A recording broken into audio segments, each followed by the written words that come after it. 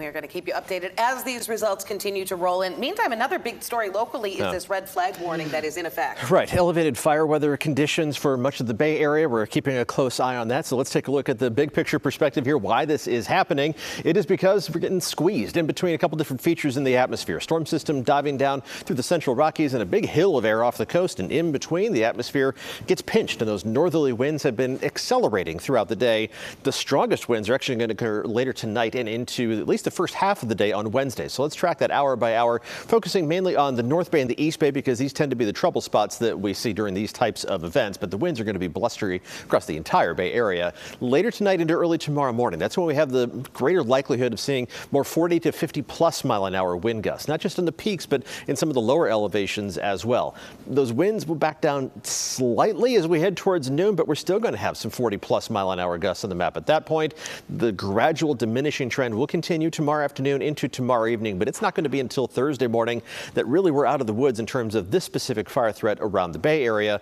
Now, the good news is for us is that we had that shower activity Friday evening into Friday night that added some moisture to the fire fuels, especially the northern half of the Bay Area. So tomorrow, the fire danger conditions from the Storm Prediction Center are going to be elevated, but not in the critical or extreme categories. That is not the case in Southern California. That is where we have widespread critical fire weather conditions anticipated tomorrow, and that pocket in the transverse ranges north of Los Angeles expected to reach into that extremely critical category. This is where the scenario is really going to shape up to be dangerous, and very little rain in the forecast for Southern California over the course of the next several days either. Looking at the 6 to 10 day outlook from the Climate Prediction Center, it does show a signal towards wetter than normal conditions, finally starting to show up closer to the Bay Area, and we have a chance of showers in the 7-day forecast, pretty close to the end of the 7-day forecast. But even the 8 to 14 day outlook does show at least some confidence that we'll get into more of a typical November pattern, which would send at least some light rain chances across the Bay Area a little bit farther down the line.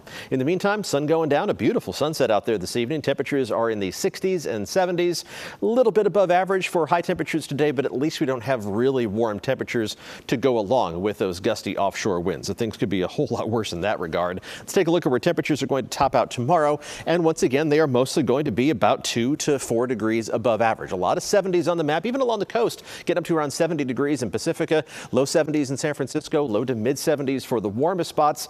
But very well stirred air mass means there's not going to be a huge difference between inland and the coast. Only about a 5 to 7 degree difference between the warmest spots on the map and the coolest locations. And again, no critically warm temperatures to go along with the critically low humidity level. So things, again, could be a whole lot worse. Let's take a look at the 7-day forecast, which does include that rain chance towards the tail end of the 7-day forecast. It's going to shape up by Sunday night into Monday.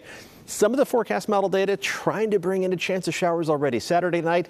Not quite buying into that scenario just yet, but it's something we'll continue to evaluate as we head through the next several days. Not a whole lot of variation in temperatures the next few days, but we will start to spread out the differences a bit more as we head through the weekend and into early next week. More of a cool down noticeable around the Bay and especially along the coast, where by Monday and Tuesday of next week, high temperatures are going to fall short of 60 degrees. And again, with that good chance of showers in the forecast Sunday night into Monday.